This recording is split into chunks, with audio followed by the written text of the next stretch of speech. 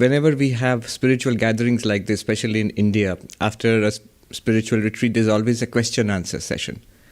And in the question-answer session, there'll always be one question which will be most common.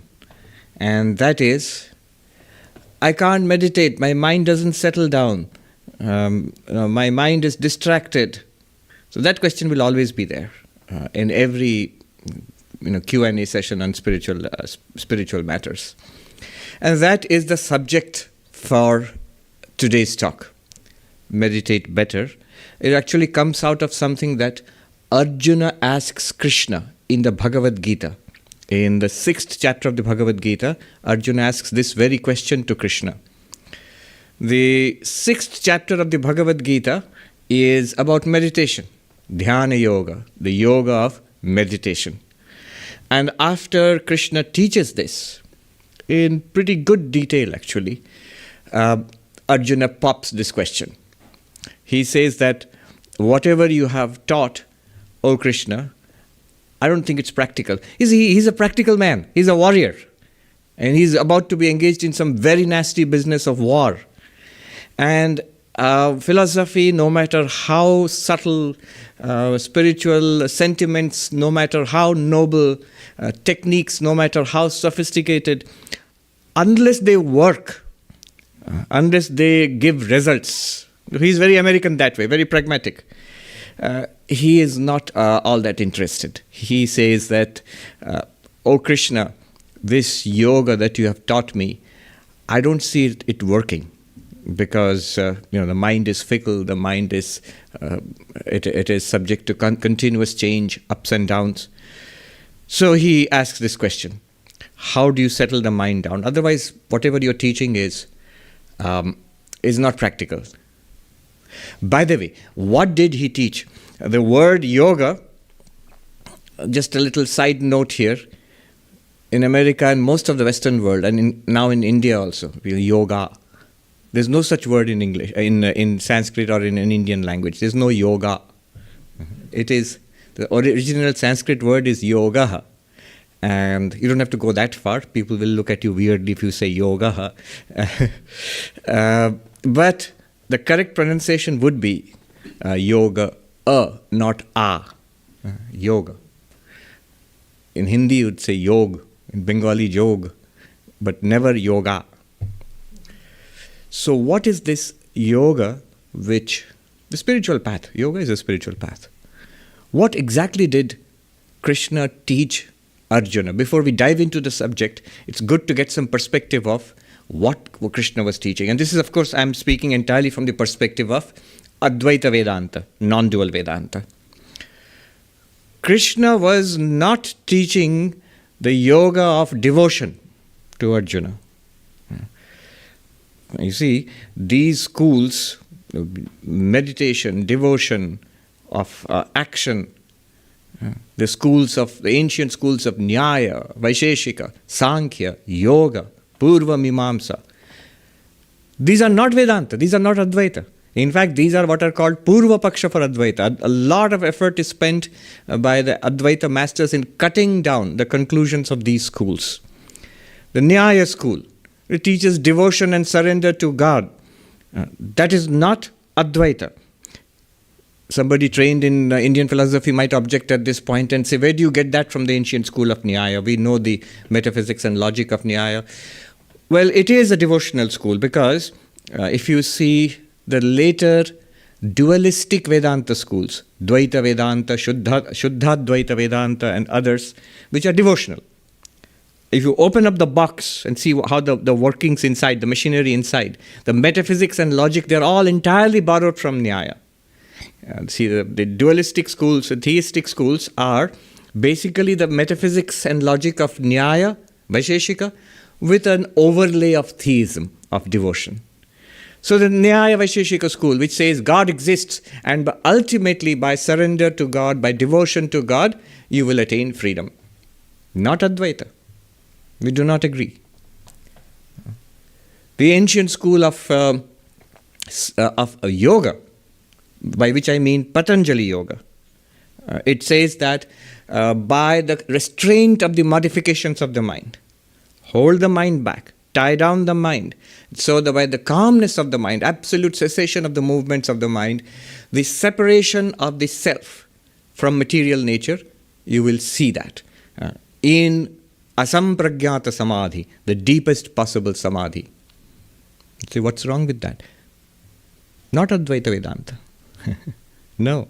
Brahma Sutras, Shankaracharya clearly explains, etena yoga pratyuktaha. By these arguments are set aside the ancient school of yoga taught by Patanjali. Don't be disturbed by all this I'm saying. I'm going to take it all back very soon. But right now, let's see. Even Sankhya, the ancient school of Sankhya, which seems closest to Advaita Vedanta, what does it say? This vast world which you see, the material world, a mass of change, it's an object. And you are the witness thereof. You are pure consciousness, without limit. And you are unchanging. And this entire world is a material world, an object, and apart from you. Consciousness and matter are different. Purusha and Prakriti are different. This distinction, this discernment is the key to your liberation. Self, not self. I often talk about drigdrishya viveka, the discernment, the separation of the seer from the seen. You say, yeah, that seems like Advaita Vedanta. No, it isn't. Advaita Vedanta, in fact, they spend more time in cutting down the school of Sankhya rather than any other school. Because in some sense, it is the closest to Advaita. It's not Sankhya. It is not Purva Mimamsa. Advaita Vedanta is entirely based on the Vedas, on the Upanishadic portion of the Vedas. And yet, the previous portion of the Vedas, the ritualistic portion, where you perform good actions in this world and devout actions, and by the merit gained by these actions, we hope to gain a good life in this world and in the next world and in the next birth. Purva Mimamsa, the way of sacred action. Not Advaita. None of these are Advaita. These are what constitute the Purva Paksha, the opponent, those schools which are different from Advaita in their ultimate conclusions. And Advaita Vedanta sets them aside firmly. Then what is it? What is the yoga taught by Krishna to Arjuna? What does it say then? What is Advaita? And just before the question asked by Arjuna, Krishna had taught the climax of this path he is teaching Arjuna, and he says, Sarva bhutastham atmanam sarva bhutani chatmani ikshate yoga yuktatma sarvatra samadarshana. You see, the self in all beings, in everything in the world you see yourself. And all things in this world, the entire universe, you see in yourself. You in everything else and everything else in you. And the one who is centered in yoga, the one who is established in yoga, sees this same radiant divinity everywhere. Sarvatra samadarshana. Not as a sentiment that everything is God. No. Sees. Ikshate. Sees. Sees with the eye of wisdom. Not with these eyes. These eyes reveal difference. You are all different from me. Different from each other. You are all sentient beings, and you're sitting on the chair, which is different from you. And sentient, insentient. And there are millions of entities around the world. The differences are revealed by these eyes. The eye of wisdom, the eye of non-dual wisdom, reveals one radiant divinity as a matter of, I can say, roughly experience. This is deeper than experience. As Sri Ramakrishna said to the young Naren, Vivekananda, who came to him, do you see God? And he says, yes, as I see you, only more clearly. What is that only more clearly? Does Sri Ramakrishna need glasses? No. By the eye of wisdom, you see something deeper, which makes all experience possible. You see, consciousness, it is more evident than anything revealed by consciousness, if that makes sense. You are that awareness which makes possible the entire the experience of what you call life. And that awareness, that being, that presence by which everything is possible, that is more evident, more direct, let us say, than everything else. That's what I mean. So you see that same radiance, same divinity everywhere, this oneness of existence. Vivekananda called it the divinity within and the oneness of all existence. This is the teaching. This is the yoga. This is Advaita Vedanta, which Krishna is teaching Arjuna. This is the core message. Not the restraint of the mind. Not that there is a separate divinity which has to be worshipped and appeased and loved and surrendered to. Not that you have to engage in ceaseless actions to generate good karma and go from life to life and birth to birth and death to death. No. Not even the separation of the witness consciousness from the external world. Not even that. Not Nyaya, Vaisheshika, not Sankhya, not Yoga, not Purva Mimamsa, but Advaita Vedanta. This is the yoga which Krishna teaches Arjuna. Now let me take it all back, whatever I've said just now. Because all this can be shocking and disturbing. Swami, this is all that we are trying to do in our lives. And you're saying this is not the teaching of Vedanta. That's what we have been trying to do for so many years. All of it is there. You see, if it's not the teaching of Krishna to Arjuna, but clearly in the Bhagavad Gita, Krishna teaches devotion. Krishna teaches meditation. Krishna teaches the discernment of the self and the not self. Atma, Anatma, Viveka. All of that is taught. Krishna teaches a moral and ethical life above all. All of those are helpful, are indeed essential as the foundation for the Advaitic insight of the one divinity everywhere. These are the components in a grand structure built up by Krishna pointing to the divinity, that one radiant divinity everywhere, the oneness of all existence. Without these, that insight is not possible. These are preparatory, these are preliminary, these are foundational. One must have an ethical life. Without that enlightenment, spirituality is not possible without morality. One must have meditation.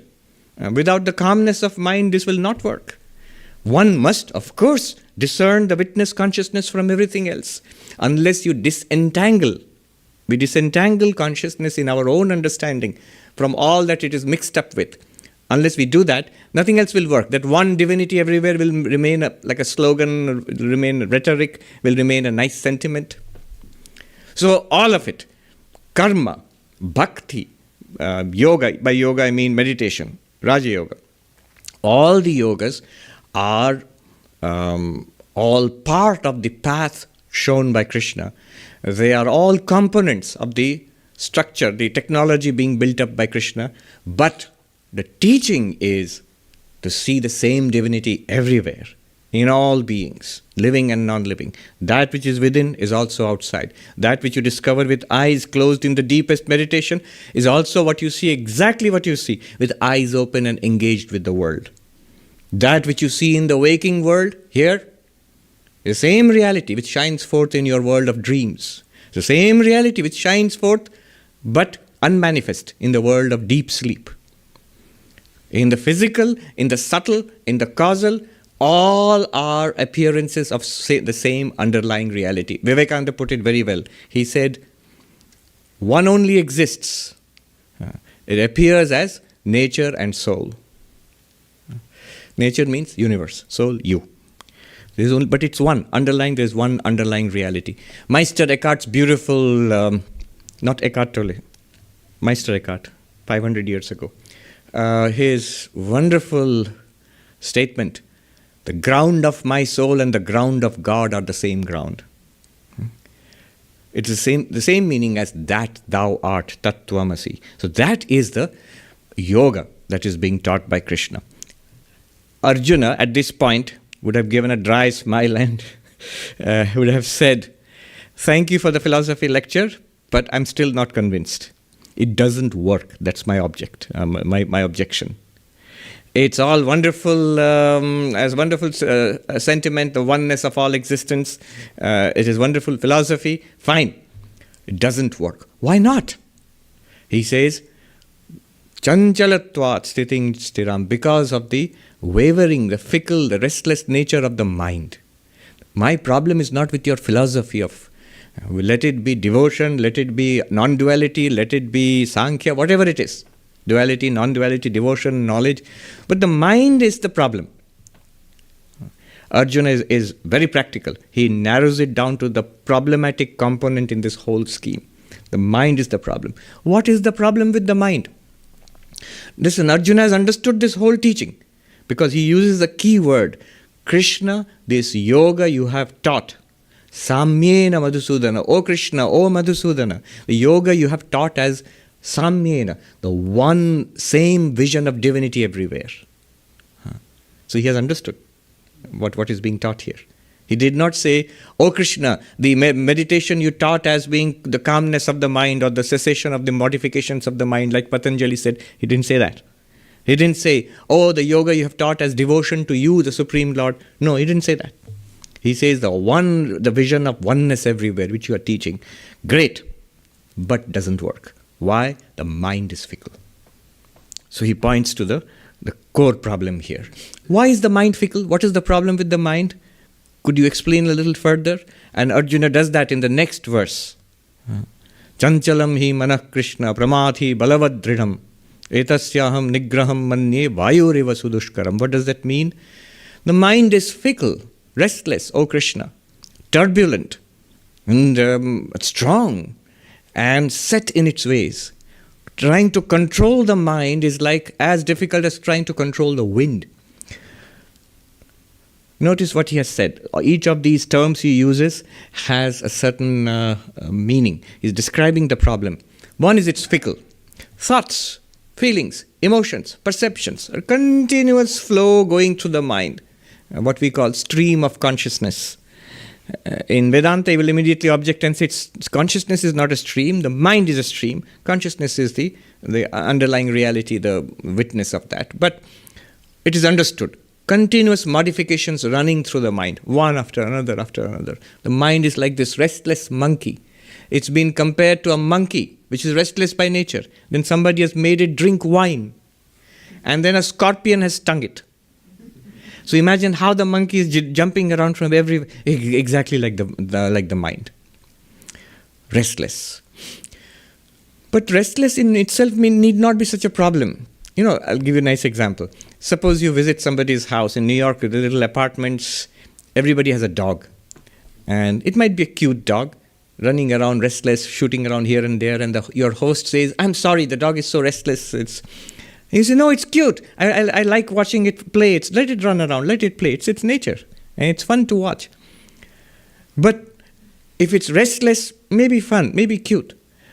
But then your host tells you, that's not the only problem. It's turbulent. Turbulent means problematic. It chews the socks and the slippers, and it knocks over furniture, and it smashes cups and plates and glasses. So it's turbulent, pramati. It's not so easy. It's not as cute as it looks. Well, why don't you restrain it? Or maybe you can't restrain it. It's very strong. It's not a Pomeranian or a Shih Tzu or something. It's a pit bull or a Rottweiler. You can't restrain. Maybe it's so strong and so aggressive. You might have to call animal control or 911, call the cops. It's so strong. Balavad. It's powerful. It's the moment you try to restrain the mind in meditation, you see how powerful it is. In the Sermon on the Mount, in the Bible, Jesus Christ says that blessed are the pure in heart, for they shall see God. Blessed are the pure in heart, for they shall see God. Somebody asks not to Jesus Christ, but somebody asked later on that, how do you know that? How do I know whether I'm pure in heart or not? And he says, one way, Swami Prabhavanandaji writes in his book, Sermon on the Mount according to Vedanta. He says, one way, sit down and try to meditate. Try to think of God. Try to pray, try to think of God. For the next 2 minutes, I will think of God and nothing else. Try to do that. Very soon you will find in 20 seconds, in 30 seconds, other thoughts will start arising in the mind. It will bubble up. The very fact that I cannot hold on to one thought for any length of time, for a minute or 2 minutes or 5 minutes, it shows that the mind has impurities. It is restless. It keeps on generating. What is the nature of these impurities? We'll see later. So, it is strong. It cannot be controlled. Even if you want to control it, it cannot be controlled. Well, maybe it will settle down. Maybe its attention will be diverted. Maybe it will become nice later on. No. He says, it is dridham. It is set in its ways. The mind runs in patterns. And those patterns are not easily changed. Unless you work at it, it will remain the same. It will trouble you. It will trouble you continuously. In fact, if you take an extreme example, that of mental illness, it might be easier to understand our condition. Not that we are all mentally ill, but a little bit all of us are. So, if you take the case of people who are actually suffering from mental illness, they'll always tell you, I understand the mind is an object, I am the witness of that, but when the storm arises in the mind, it's impossible to control, and also it's impossible to remain at peace. I understand with all the Vedanta and Sankhya and the witnessing and the mindfulness meditation, all of that is fine. But when the mind kicks up a storm, difficult to remain the witness and difficult not to suffer. Some people have OCD, obsessive compulsive disorder. They cannot help doing a set pattern of activities again and again and again. Even after knowing that this is something set in my brain, in my behavior patterns, I am the unconcerned witness, I am the vast blue sky in which these clouds are floating past. Fine, still disturbing. So it is set in its path, in its ways, very difficult to control. Hence, your teaching, I understand the philosophy, but it does not become practical. It does not solve my problems because the mind is playing truant in between. What do I do with this? He has already taught meditation. That meditation is failing to control the mind. So what is Krishna's answer?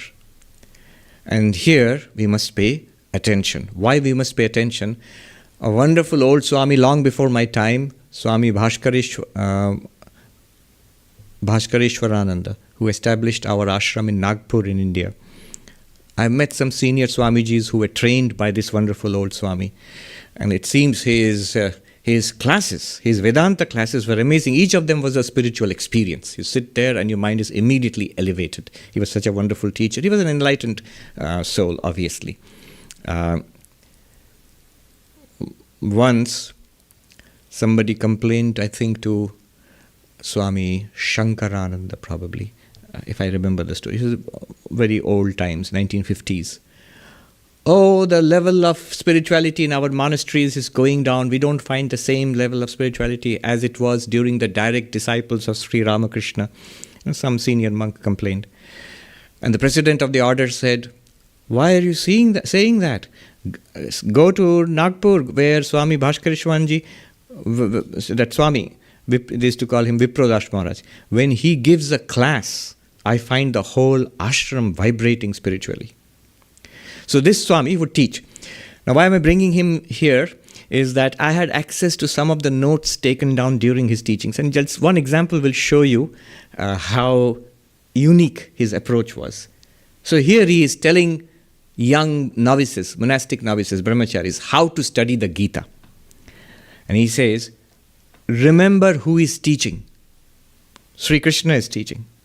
Not a pandit, not a scholar, a professor, not even an ordinary monk, not even an enlightened being. It is the incarnation of God who is teaching. And he has been asked this question, which is uppermost in our minds. Let us hear what God has to say to us.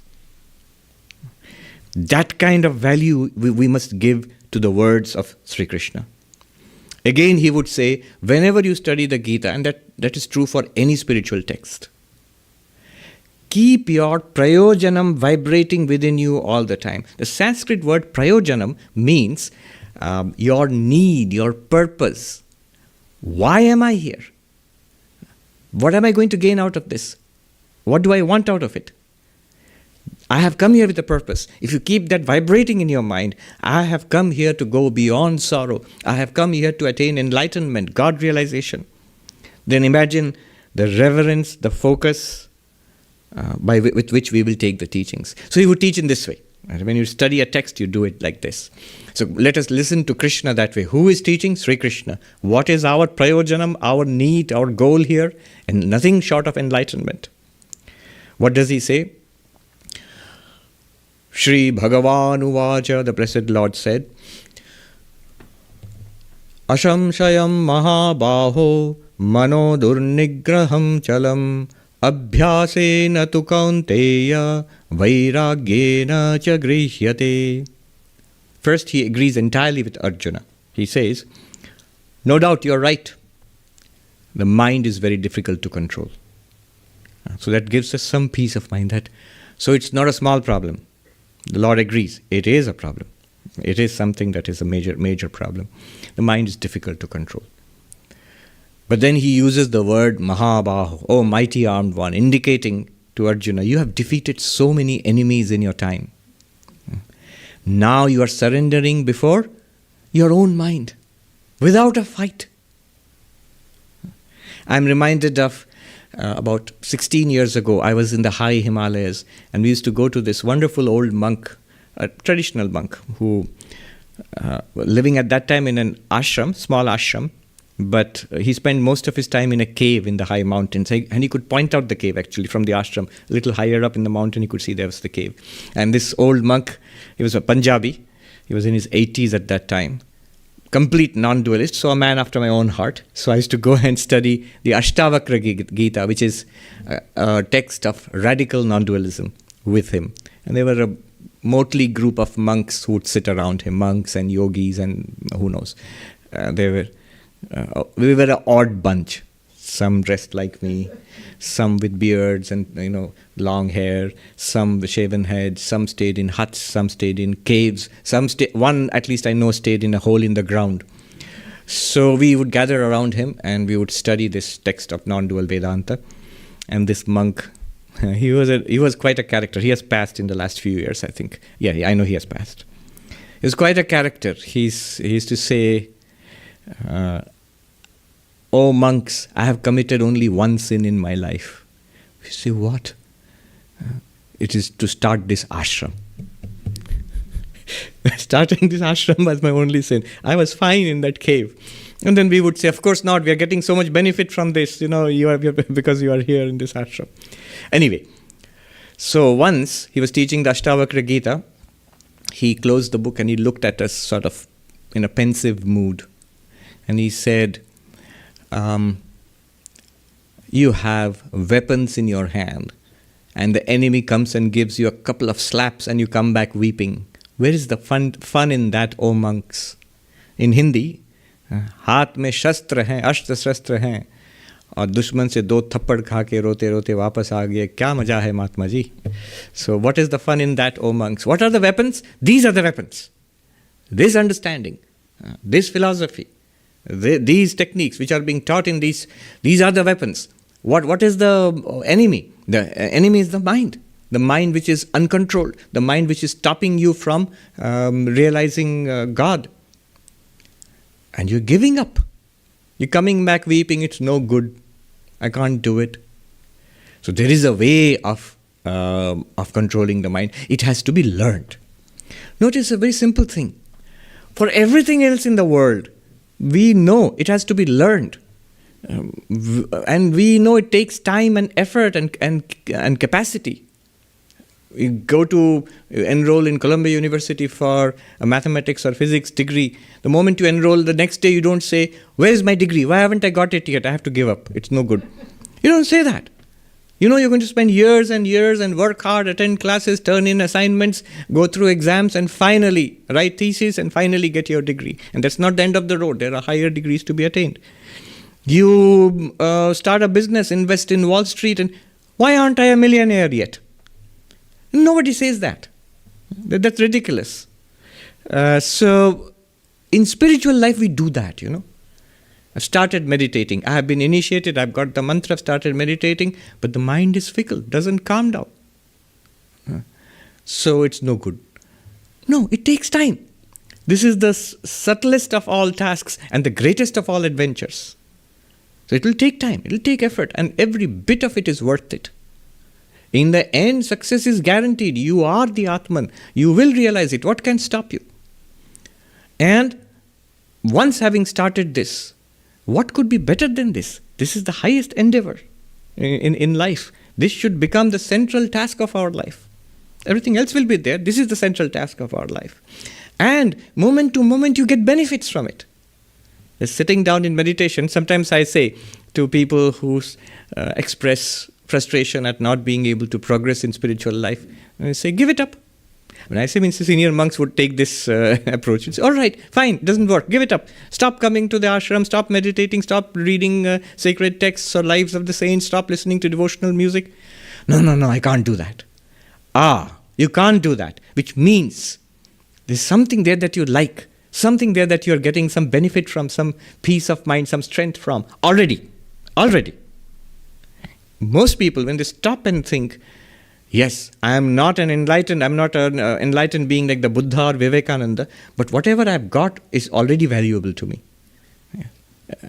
This is what makes you turn up on a Sunday morning, on a cold Sunday morning in Manhattan.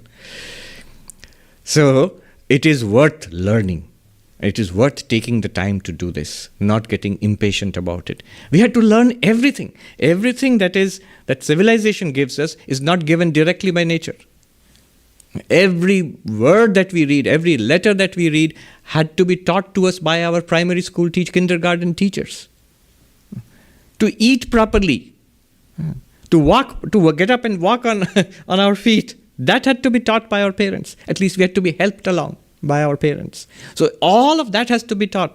And Brahma Vidya, enlightenment about Brahman, doesn't it have to be learned? Of course it has to be learned. Of course it will take time. But it takes less time than one might imagine. So what is the advice that Krishna gives? Abhyasena tu kaunteya vairagyena cha grihyate. He says, the first thing is, abhyasa, literally it can be translated as practice, but literally it means repetition. Abhyasa means repetition. What's so great about that? I thought he would give us his guard. He should give us some more glamorous, profound technique. All he's saying, repeat. Do it again, and do it once more. Is that all? Now, there is something very important to learn here. There's a very ancient saying in Indian philosophy. Sankhya samam jnanam nasti, yoga samam balam nasti. There is no knowledge like Sankhya, and there is no power like yoga. What does Sankhya mean here? The knowledge of the self. Who am I? What am I? That knowledge is the greatest of all knowledge, because that really takes us beyond samsara, settles all our needs, takes us beyond suffering. That's the knowledge. But there's something else added to that. Yoga here means this practice which develops the mind and enables us to live that knowledge, enables us to manifest that knowledge, act upon it in our day-to-day life, respond to the ups and downs of life from that knowledge. Otherwise, what happens is we might feel, I know, but it's a kind of intellectual knowledge. It doesn't help me to face the problems of life. When somebody says something nasty to me, I know it's one undivided divinity, but still it hurts. So that power, inability to manifest or live that knowledge in day-to-day life, that inability comes from the lack of that power. And that power is built up by yoga. All right. What is the essential nature of one word, of that knowledge? And what is the essential nature of this yoga, this power? The essential nature of that knowledge is insight, enlightenment. It is a breakthrough. It is a clear paradigm shift. It's a clear before and after. One sees the world in an entirely new way. It's not so much that one sees new things, but one sees the same things in new ways, with new eyes. You see, to see old things with new eyes. I'm quoting Ulysses here. To set sail in the new lands and new things. But after all those adventures in the high seas and foreign lands, to come back once again, to see old things with new eyes. Old things, old people, the same places with new eyes. That's wisdom. So this is a new, complete paradigm shift. I thought this was a fractured world of people and places, time and space, limited lives, birth and aging and death. Now I see there is clearly this one underlying divinity, this in all beings, and all beings are in that. And that divinity is beyond sorrow, beyond old age and disease and death. And that is the oneness, the reality of this entire universe, in which the entire universe is an appearance, like a movie on a screen, like reflections in water. And I am that limitless radiance, that divinity. So this is the nature of the shift. It actually happens. It's not as difficult as one might think. One is blessed when that happens. But it's the nature of an insight, of a breakthrough. And for that there is a whole process in Vedanta. Fine. But that's a different topic. Now our topic today is the second one. It is, what is the essence of yoga? If the essence of Sankhya, of knowledge, is that insight, that breakthrough, that paradigm shift. What is the essence of yoga? One word: repetition. Repetition. Training. The difference between these two, let me tell you, Swami Sarvapriyananda ji. Some of you have seen him, and some of you see him on YouTube. He's a senior monk of our order. He was the vice chancellor of our university in India. So he told us this anecdote about when he became a monk. After 10 years of being a novice, you are initiated into the vows of sannyasa. The president of the order, the head of the order, gives us the vows of monasticism. So during his time, which was when he became a monk, was early 80s. Long time ago, 40 years now, huh? So after that night when you're conferred early in the morning, just at sunrise you're conferred. Whole night there's a ceremony, and then you're conferred the vows of monasticism. Next morning, you can go, the newly minted monks can go to the guru, the president of the order, and if they have any questions, they can ask. We did that too, and in his time, they also did that. So they went. At that time, the president of the order was Swami Gambhirananda ji. He was the 11th president of our order.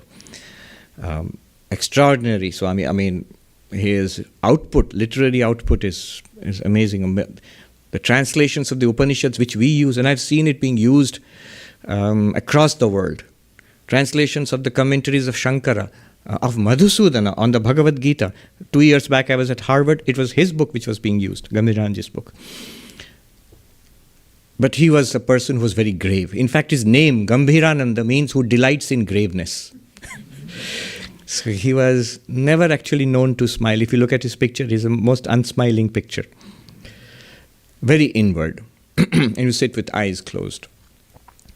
So these newly minted monks went, and their spokesperson was none other than our Swami Sarvapriyananda ji, and he asked, so the Swami was sitting there and he said, "Any questions?"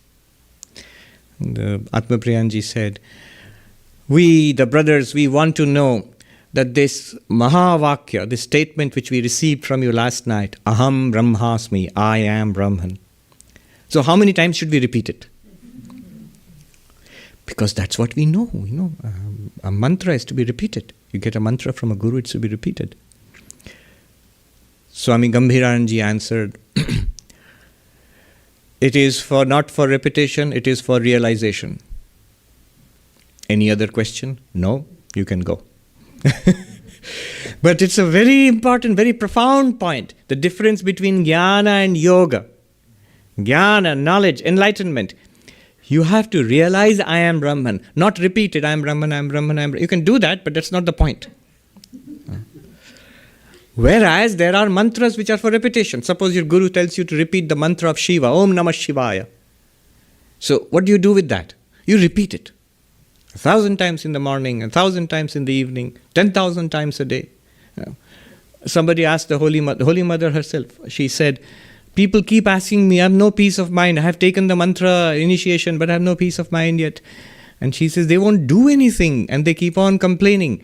And let them repeat the mantra 10,000 times a day. Then I'll see where there is no peace of mind. Let me see. So repetition. Mananatrayate, definition of mantra. That by which you dwell on it, it saves you. It takes you across samsara. The power of a mantra comes from repetition. But a Mahavakya like Aham Brahmasmi, I am Brahman, Tat Tvamasi, that thou art, that comes from the enlightenment, that comes from the awakening into that reality. And both are necessary. From an Advaitic perspective, of course, the highest thing is the realization, I am Brahman, but the other part of it, As I said, all the other components, meditation, devotion, moral life, all go towards establishing a foundation. With a restless mind, with an impure mind, with a selfish attitude, one cannot become I am Brahman. No, won't work. Such a person, even if they work hard at Vedanta and trying to understand, you know what will happen at the end? They will say, I got it. I've read all the books. I understand all the arguments. But it's sort of, if they're honest, they'll say it's sort of intellectual, speculative. It's some idea that I've got. It's a cool philosophy I've learned. I'm still the same person. So the ability to manifest this knowledge, it comes from the repetition. Jonathan Haidt, who is right here, he's a psychologist in the Stern School of Business here. I was seeing his biography. He is recognized as one of the 25 most influential psychologists today in the world. So his masterpiece, long ago he wrote this book, The Happiness Hypothesis. I read it long ago. I was very impressed. There he makes a very important point. He asks the question, why is it so difficult to change? We have so much knowledge now. And if you go to Barnes and Noble, he mentions that all these self-help books, personality development, all these self-help books, go to Barnes and Nobles, you will see racks and racks full of self-help books. How to develop a great personality, how to communicate more effectively, how to impress people, how to lose weight, what else? How to meditate better, what we are talking about today. All these things and many more things are all there. And people go and buy whole loads of them. But he asked the question, do they deliver? Are our lives significantly changed? Almost always the answer is no. All it changes is our bank balance. It changes, goes down a little bit, and we run out of racks to put books in. So it keeps on increasing and overflowing. But really, are we changing? Are we developing all those wonderful capacities talked about in those self-help books? And by the way, the self-help books, some of them are little way out there, but many of them are pretty reasonable. They're pretty good, actually. They are not lying to you. Some of it is anecdotal, but increasingly with the development of positive psychology, it's pretty rigorous academics also now. When Dale Carnegie and others wrote, it was anecdotal, inspirational. But now it's a matter of academic psychology. So it's not wrong. But why doesn't it work? Jonathan Haidt asked that question. Why doesn't it work? Why doesn't it change our lives? Why is it so difficult to change? He says it's because what it does not address is the structure of the mind. Our mind has the structure. He uses a very beautiful Indian analogy. He says it's like a elephant with a mahout. You understand what a mahout is? The one who sits on the top of the elephant and controls the elephant. So elephant with a mahout. The mahout is the intellect. And the intellect, the mahout knows where to go and can tell the elephant where to go. And just like the intellect, it understands. But the problem with that is as long as the elephant obeys, it's fine. But if the elephant does not obey, the mouth wants to go this way and then there. But the elephant wants to go this way and then there. Then there's nothing that the mouth can do to the elephant because the elephant is much, much stronger than the mouth. If the elephant wants to go there and raid a shop and eat the bananas there or attack a banana plant or something and eat the bananas there, the mouth can't do anything because the elephant is much more stronger physically. It's just like that, our intellect, which buys we buy all those books from Barnes and Nobles and listen to TED Talks, and then we decide, these are great ideas. I am going to revolutionize my life. I have taken the Tony Robbins seminar. I don't know how many $100 it is, several $100, I think. I'm going to revolutionize my life. And by the way, I'm not criticizing any of that. All of that is right. They're correct. They're not lying to you. But it doesn't work. Why? Because I am sold on it. But who's the I who loves these ideas, who's inspired by them, who has this wow moment? It's the intellect. But underneath the intellect is the lower mind, the emotions and the more than the emotions, the set patterns of a lifetime, of many lifetimes. And then there is the body, the physiology. I decide, I realize one of the keys to success and happiness in life is getting up early in the morning. I have to rise with the sun. Monks in the Himalayas are very clear about these things. They have sayings like, the one who does not greet the rising sun, knowledge of Brahman will not rise in his life. You sleep.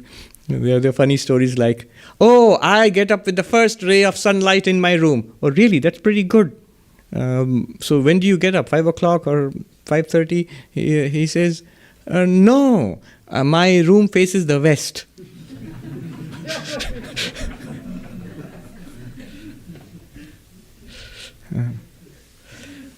Not that way. I'm determined to get up early in the morning. Early in the morning, I get up, I have the alarm rings, I wake up. But then what happens? It's cold. It's so comfy under the blanket. And I want to get up, but then the body says, I didn't sign up for this. You, the intellect, you thought it was a great idea. Did you ask me?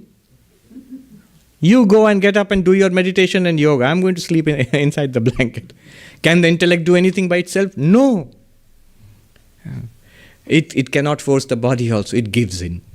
And that's why every kind of practice which leads to difficulties, it comes from our lower nature, which has not signed up for that, which does not respond to knowledge and insights and lectures and seminars and books and philosophy. No. What does the elephant respond to? What does the mahout do for the elephant? It trains the elephant. The mouth doesn't persuade the elephant. The mouth doesn't give a TED talk to the elephant. The mouth doesn't sign up the elephant for a Tony Robbins seminar. No. Doesn't send it to HR programs. No.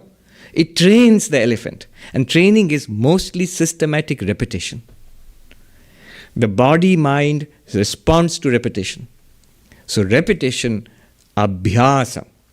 Somebody asked Sri Ramakrishna the same question. My mind doesn't settle down. Sri Ramakrishna seemed startled. He said, Sheki, abhyas yog karo. What are you saying? Why don't you practice the yoga of abhyasa? There's nothing more than the yoga of repetition. So, repetition, regular meditation, it will work. Over time, it is learned and it clearly changes the nature of the mind. You will see it becoming more obedient, more subdued, it begins to flow. A new pattern is set. A time comes when it becomes natural. Sri Ramakrishna gives a beautiful example. He lived on the bank of the Ganges, the Ganga river, and you see these little boats plying, and you would see how the boatman would take a long bamboo pole and work hard at pushing the boat away from the bank into the midstream. But once it reaches the midstream and catches the current, he says the boatman would sit down, just hold on the rudder, and would take out like a hubble bubble and smoke tobacco and merrily sail along on the current. But until it catches the current, he has to work hard to push the boat into it. So the current of spiritual life means when it becomes natural to us. When the mind is now set in the new pattern. Then you don't have to work so hard all the time. But initially, yes. That is abhyasa. It will work. But not by itself. Here is another part of it. Vairagyena grihyate. The mind comes under control by vairagya. Vairagya means dispassion. And I must stress this. You see, it is a problem, a symptom of our secular, rather materialistic age, where here in the United States, for example, meditation is quite popular, but the dispassion side of it is never taught. The dispassion for worldliness, going beyond worldly desires, that is essential to meditation. That part is not emphasized at all. Perhaps it's not popular, perhaps it's not palatable. All sorts of meditation techniques have been popularized. Mindfulness is very big now. But notice, whether it's mindfulness, vipassana, whether it's Tibetan Buddhist meditation techniques, whether it is yoga, kundalini yoga, non-dualistic meditation, whatever kind of meditation, if you look back upon the origins of all of them, they came from the high spiritual traditions, all of which emphasized a dispassion for worldliness, a detachment from the world. Not just Buddhism or Advaita Vedanta. Every religion does that, if you're honest about it. Maybe not the modern versions of those religions, but if you go back to the original texts, absolutely. What teaches more dispassion than the New Testament, the Gospel of Jesus? Dispassion for the world. So, dispassion, it's called vairagyam. Viraga. Raga means likes and dislikes. Raga, dvesha, both are meant. Likes and dislikes, they color the mind. Any kind of strong pull towards the world, that is raga. I was amazed to read Freud, the wise old atheist, but he's pretty wise. I remember many years ago, it was nearly 20 years ago, in our teacher training college, teacher education college in India, near our monastery, where school teachers were trained. So there was a department of psychology, educational psychology. And we had pictures of Freud and Jung and other well-known, John Dewey, our American father of modern American education, William James and others. So Freud has this little beard like this. Now, in that room, we had the annual Saraswati Puja, the worship of the Divine Mother Saraswati, a goddess of learning. So the image was there. And people from the locality would come and bow down to the image. So this little old lady comes to bow down to the image of Saraswati. And there are these pictures of the psychologists. She's standing before Freud like this. And I went, and she asked me, I was walking past her. I'll tell you in Bengali and translate. She said, Baba, ye kon rishi? My boy, who, I was a young novice, he said, which rishi, which sage is this? She would have been shocked at what Freud taught, but it's true. He is a rishi in a certain way. The people who have deep insights into human nature are rishis. So, his insight. When you talk about Freud talking about libido, we think about the baser passions of human nature. But look at the definition of libido.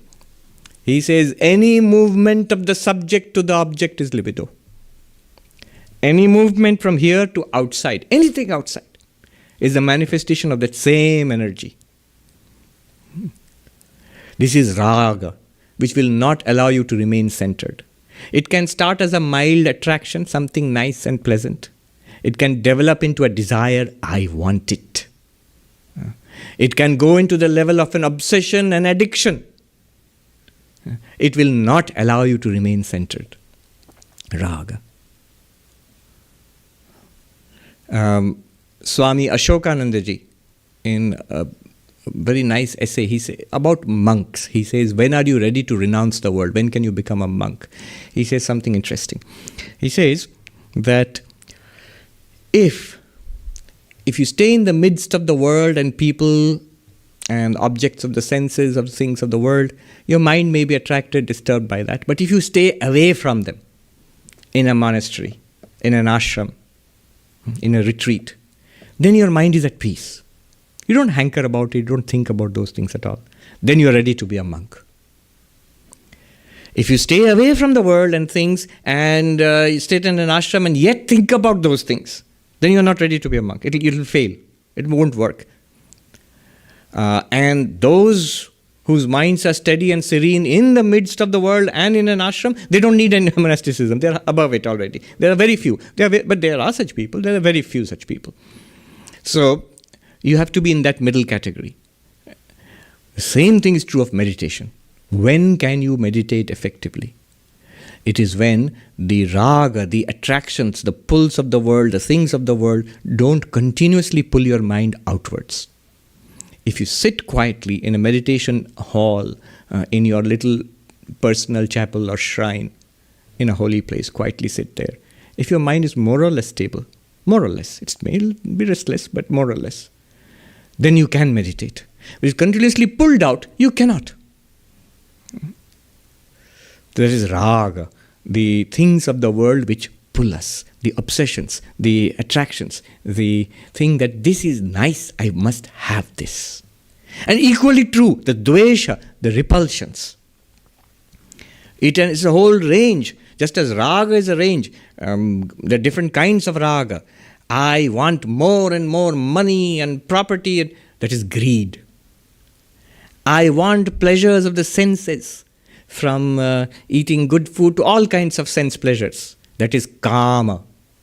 There are various kinds of raga, attraction for the world. Dvesha, repulsion for the world, for people and things.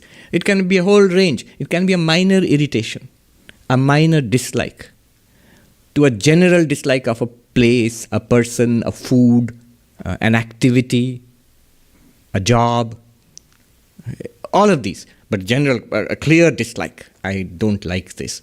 You might say, what's wrong with that?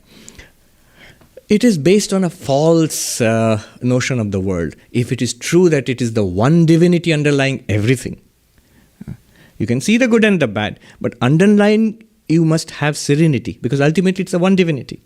Notice, when you are watching a movie, you root for the success of the hero, you hate the villain, and yet at the same time you're serene, because you know there's no hero and villain there. It's fiction. It's an appearance of one reality. Couple of years back at Harvard, a divinity student said, I don't like your Vedanta philosophy. It tells me that Mother Teresa and Adolf Hitler are the same. How can Adolf Hitler and Mother Teresa be the same? I said, it doesn't. First of all, it doesn't tell you that Adolf Hitler and Mother Teresa are the same. It doesn't. It is much better to be a saint than to be a monster. But consider, are they really all that different?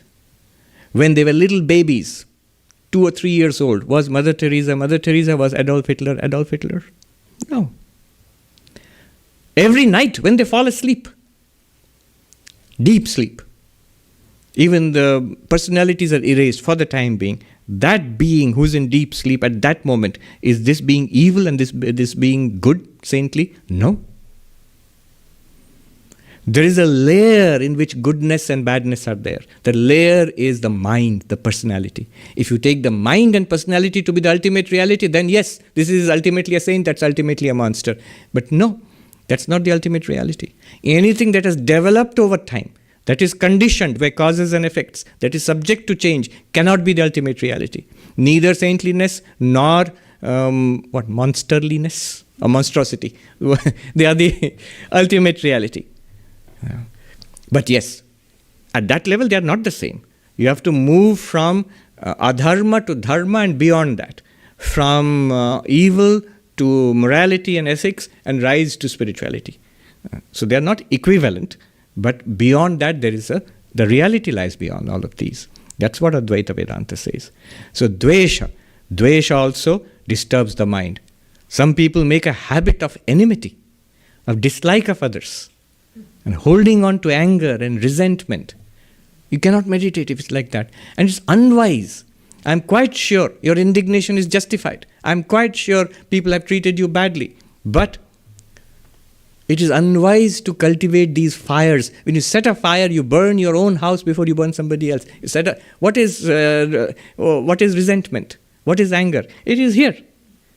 I am the person who is resentful of others who may have misbehaved with you, mistreated you. Quite correct. But first I make myself unhappy. So that kind of mind cannot meditate. Raga and Dvesha, neither can meditate. Sri Ramakrishna told the story of the boatmen who were rowing a boat. There were 3 friends who were drunkards. At night they stumbled around and they wanted to go home across the river. They found a boat, jumped into it and started rowing. As the day broke early morning, they found they were still in the same place, rowing hard all night long. That rowed. What happened? They'd forgotten to untie the boat. That forgetting to untie the boat, that is raga and dvesha. Vairagya, dispassion for the world, is untying the boat. It's letting go. Doesn't mean that you won't do your duties in the world, you won't take care of people. You will. But your motto will be neither seek nor avoid. Seeking and avoiding comes from raga and dvesha, attraction and repulsion. Neither seek nor avoid as far as the world is concerned. Why? Because there is some higher thing that you are about to do. You are on the journey to enlightenment. self-realization, God-realization, whatever you call it. So vairagya is important. Complete dispassion for the world and its events.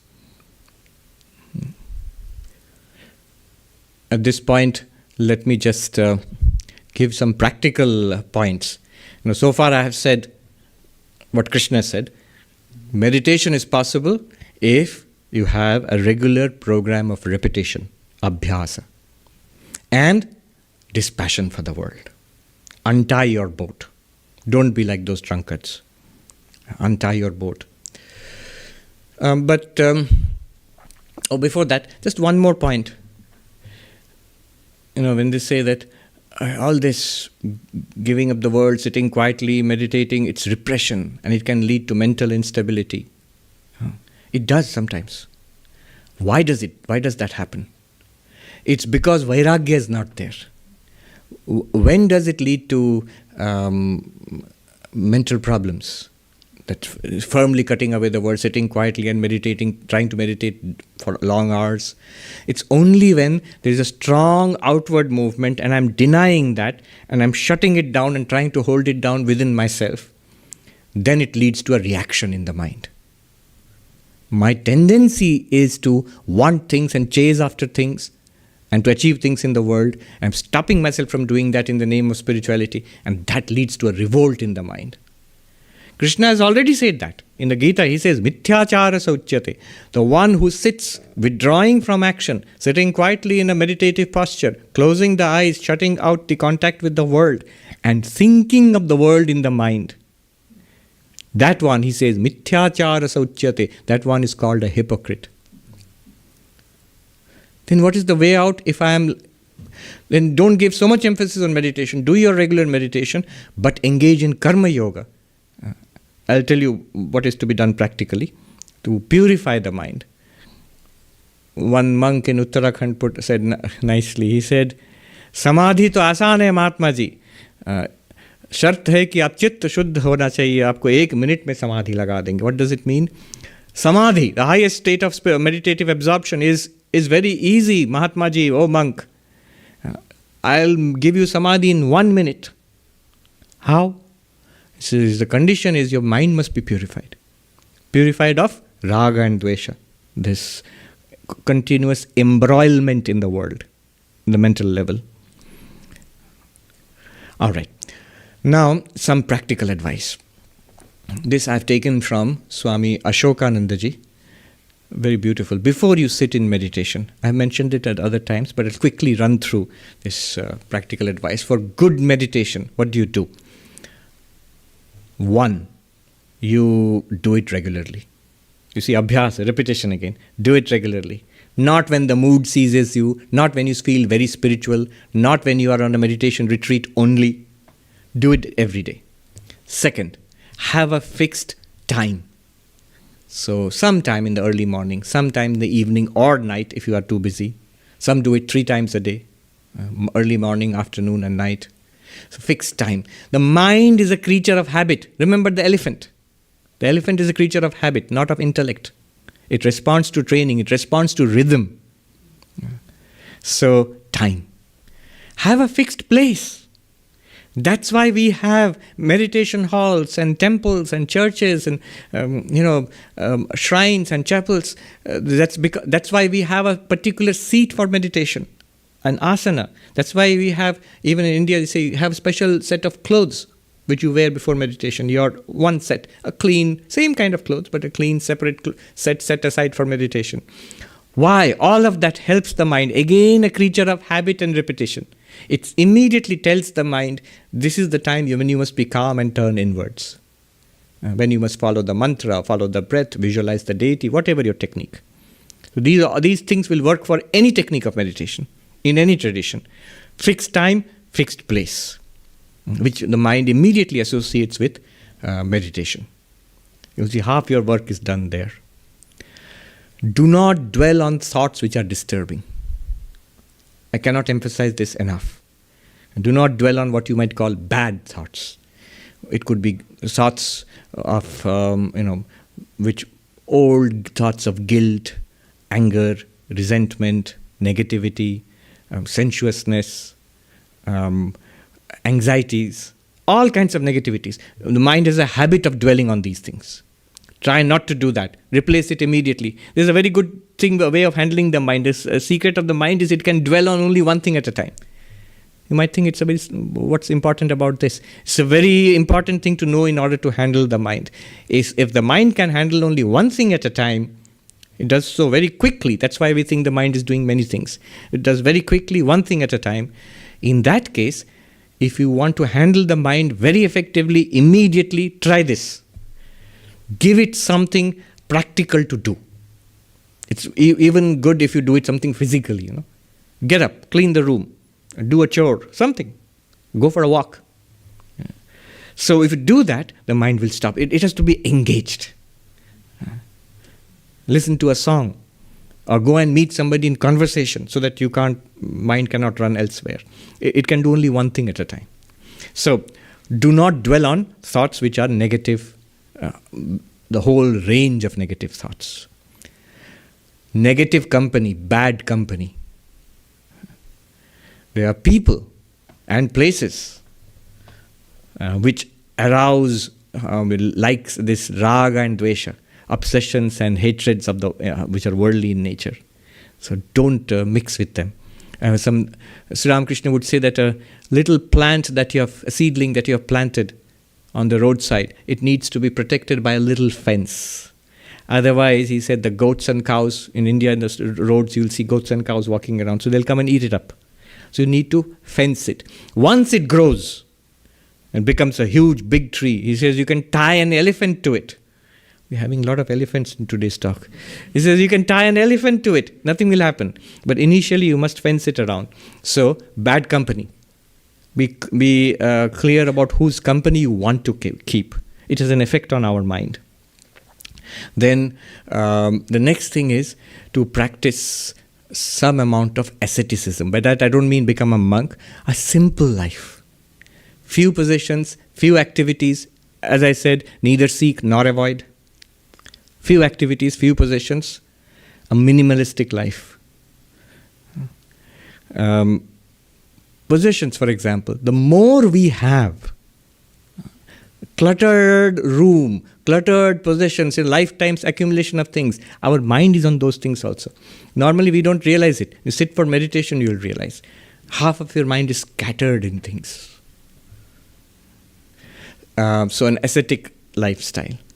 And then the next thing Swami Ashokanji says is, have this sense of vastness.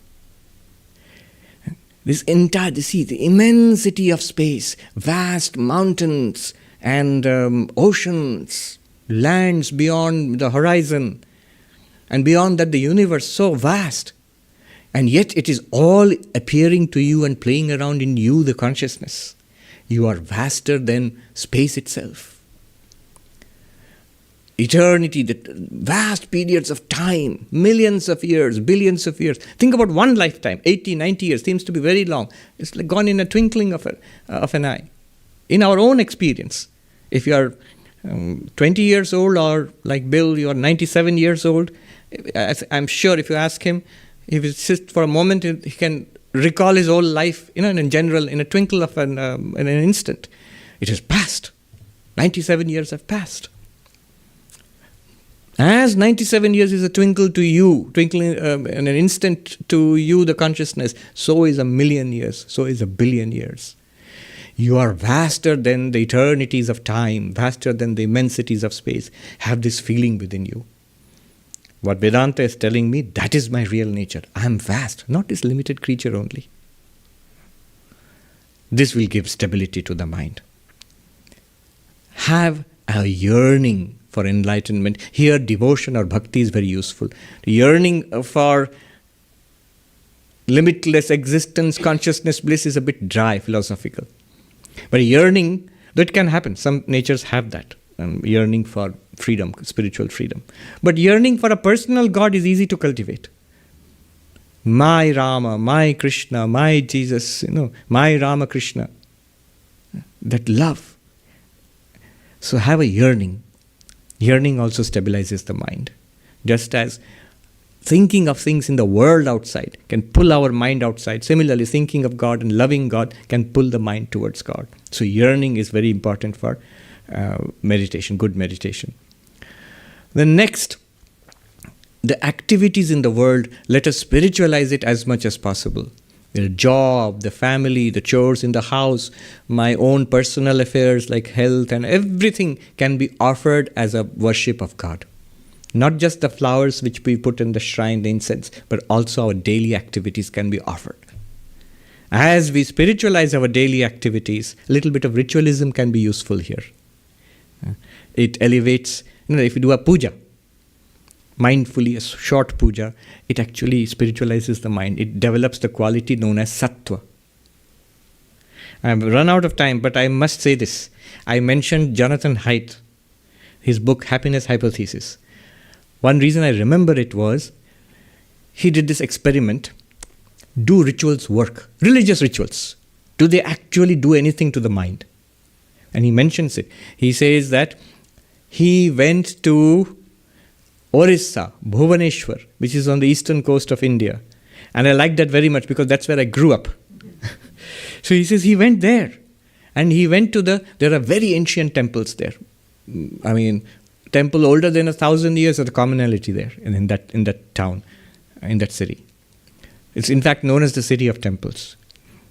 So the famous temples of Lingaraj, which is the temple of Shiva, there are sacred pools of water outside, Bindu Sagar. So the priests in the temple, before they go in for worshipping the deities, they take a dip in those pools. And they recite mantras and they come out. Now what he did was, he conducted psychological tests, like a questionnaire, a battery of questions. He gave those tests to the priests before the rituals and after they performed the rituals. General questions about life and personality and all of that. And he says there was a significant difference. After the rituals, the thought patterns change, at least for a while. And feelings about themselves, the world and others. So clearly those rituals have an immediate effect on the mind. May not last very long, but if you do it repeatedly throughout your lifetime, they have an effect and they elevate the mind. So a little bit of ritualism, whatever your tradition allows you, whatever you do in it, don't do too much. Ritualism is like weeds, tends to overcome and cover metaphysics and meditation and devotion. All of it becomes, especially for the Hindu mind, we are very ritualistic. So it tends to overgrow everything else. The garden just becomes a garden of rituals, of weeds. So rituals, a little bit of rituals, very helpful. And finally, holy company. And the company of people who are meditators, who are genuinely devotional, spiritual, their company. What did I say? Let me run through it quickly. I hope I remember the list. 10 things Ashokanji has mentioned. So I've summarized a long essay in these 10 points. 1, meditate regularly. 2, have a fixed time. 3, have a fixed place. 4, avoid bad thoughts. 5, avoid bad company. 6, practice a little bit of asceticism. 7, cultivate vastness, infinity, eternity. 8, yearning for God. Not desire for the world, yearning for God. 9, spiritualize daily activities, little bit of ritualism also. And 10, seek holy company. Good. I'm patting myself on the back. I remembered all 10. The thing is to do them. With this kind of a preparation, meditation becomes deep.